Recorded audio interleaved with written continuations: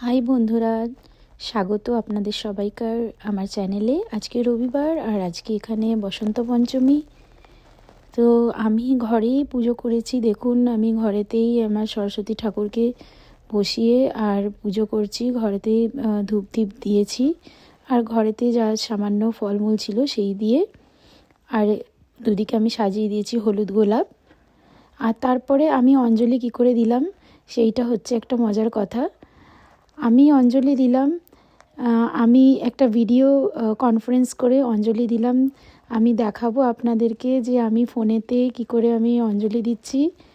আমার ভাই সে থাকে পশ্চিমবাংলায়, ইন্ডিয়াতে। আর দেখুন, এইবারে ওর ঘরের দৃশ্য দেখতে পাবেন আর আমি ওইদিকে অঞ্জলি দিচ্ছি ফোনেতে।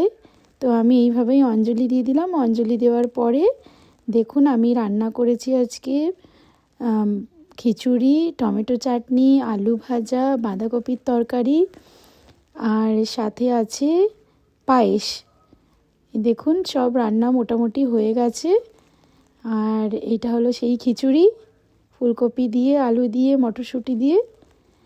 আর এইটা হলো আজকের আমার সরস্বতী পুজোর দিনের লাঞ্চ মেনিউ। এইভাবেই আমি ঘরেতে থেকেই সরস্বতী পুজো করে নিলাম।